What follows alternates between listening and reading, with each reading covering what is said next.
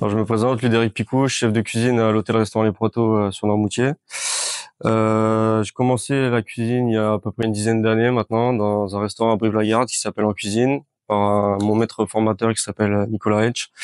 Donc c'était mon premier cuisinier vraiment qui m'a transmis l'amour de la cuisine. C'était un restaurant qui était Bib Gourmand au guide Michelin.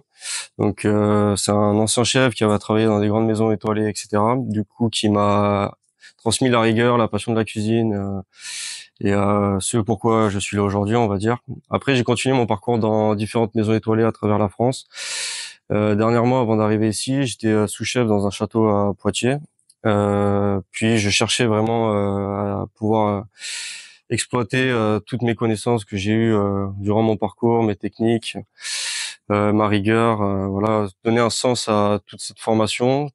Du coup, j'ai choisi de rejoindre cet établissement depuis l'année dernière. C'est ma deuxième année que j'officie ici, euh, par euh, car les patrons, on va dire, de cet établissement m'ont permis de pouvoir pleinement vivre de ma passion, pouvoir, on va dire, foncer à fond dans ma création, chercher l'essence du goût, vivre un peu avec les produits de la nature que nous offre l'île, vraiment vivre la cuisine dans ma vision, que vraiment celle qui me fait vibrer. Voilà, aujourd'hui ça va être ma deuxième saison ici. On est vraiment dans une recherche du local. Notre cuisine vit au terme de la cueillette, des saisons, de la pêche locale. Nous, c'est tout ce qui nous représente. C'est vraiment ma cuisine, c'est ce que je veux transmettre à mes gars, mes jeunes qui vont me former, enfin les jeunes que je vais former. Voilà, c'est toute une philosophie de vie. On ne fait pas seulement à manger, on ne fait pas seulement de la cuisine, on vit ce qu'on fait. Voilà, c'est vraiment c'est un but dans notre vie, c'est notre parcours, c'est comme ça. Alors nous, notre cuisine vit beaucoup au gré de nos cueillettes, de nos pêches locales. On en profite lors des marées basses et notamment lors des grandes marées pour ramasser tout ce qui est laitue de mer, quelques coquillages, enfin voilà, et d'autres algues. On peut trouver du kombu, un million de choses. On travaille aussi énormément la salicorne, la criste marine, la Cachila maritina. Enfin, c'est toutes des herbes sauvages qui sont présentes partout dans l'île. On travaille aussi, on peut voir derrière moi avec la belle forêt du bois de la Chaise. Donc, on ramasse beaucoup de fleurs. En ce moment, on a des super fleurs de prunier. On ramasse les bourgeons de pin qu'on va mettre en bocaux, qu'on va faire des macérations. On va préparer des vinaigres, des fermentations différentes que nous utiliserons dans les mois, qui vont s'affiner, qui vont vraiment s'élaborer dans les saveurs, qui vont prendre en intensité avec ce qui se passera plus ou moins dans le temps. Voilà, nous sommes vraiment dans une démarche, on va dire, ultra locale. On cherche pas à faire des produits qui n'existent pas, aux saisons qui correspondent. On va pas faire de la fraise en octobre ou des tomates en décembre. C'est pas du tout notre philosophie. Voilà, on est toujours, on essaie de récupérer un maximum de ce qu'on fait. C'est-à-dire que par exemple sur un poisson, on va pas seulement travailler les filets de poisson, on va travailler aussi les carcasses, les têtes. On va faire sécher les arêtes centrales pour faire nos jus. Euh, on peut même jusqu'à les faire manger la peau aux clients, en la faisant souffler. On cherche vraiment, voilà, on va plus loin. On est constamment dans la recherche, dans la création, dans le goût, des goûts tranchés, des goûts nobles. Voilà, nous on veut pas faire à manger comme tout le monde entre guillemets. C'est pas notre but. Ça sort de tout ça. On veut vraiment que le client ressorte et qu'il vienne pas seulement manger, qu'il passe vraiment un moment agréable, plus on va dire un voyage dans notre travail au quotidien. On fait aussi notre pain au levain.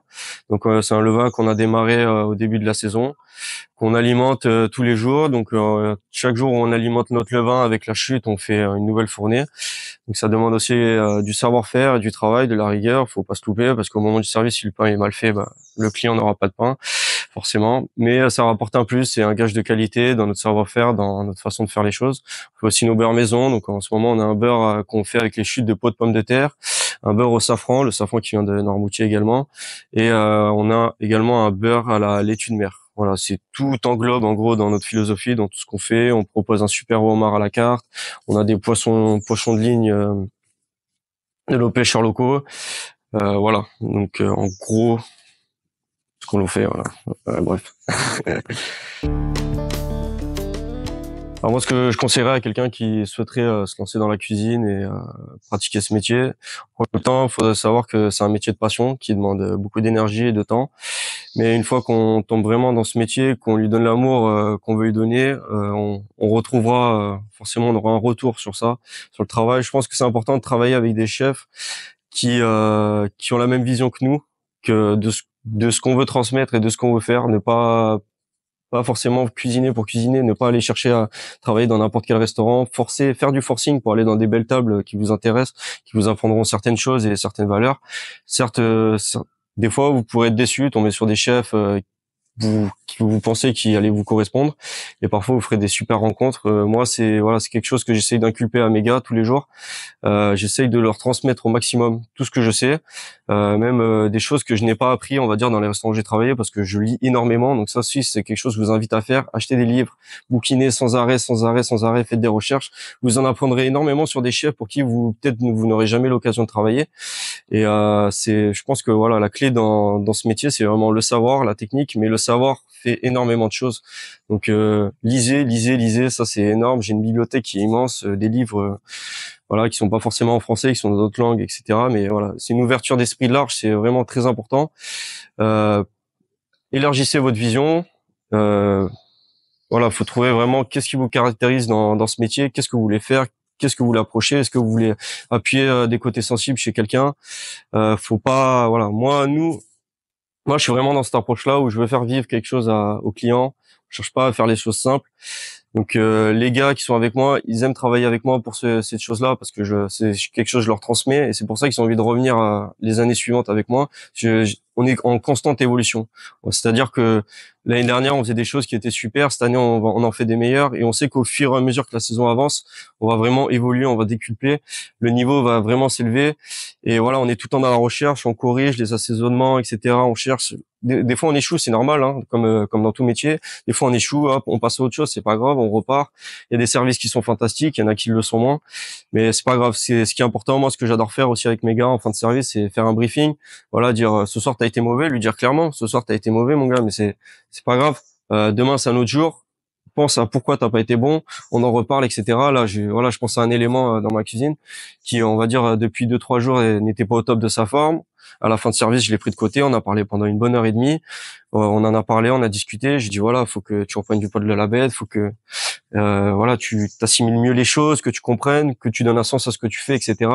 Vraiment rebooster les gars, c'est important. Ça ne sert à rien de vraiment remuer le couteau dans la plaie, les descentes plus bactères. C'est des choses que j'ai trop vues en cuisine. Que rabaisser quelqu'un, c'est facile, surtout qu'on a un grade au-dessus et qu'on est impressionné par un col bleu, blanc, rouge ou par une étoile sur une veste. Je trouve que c'est pas dans mes valeurs, c'est pas quelque chose que je veux. Ça ne sert à rien de crier dans une cuisine. Je crie très rarement, je m'énerve très peu. J'aime transmettre les choses dans le plus grand des calmes et un gars le sait de suite quand il y a quelque chose qui m'énerve parce que on va dire juste à la facette que enfin mon visage s'exprime naturellement. J'ai pas besoin de crier, un gars le sait quand ça ne va pas et je trouve que ça sert à rien de l'insulter, de parler mal de sa famille ou ce genre de choses qui n'ont rien à voir dans ce métier. Donc certes, c'est un métier très dur, vous pouvez tomber sur des chefs qui sont pas toujours cette philosophie-là, mais gardez toujours en tête ce que vous voulez faire dans le futur.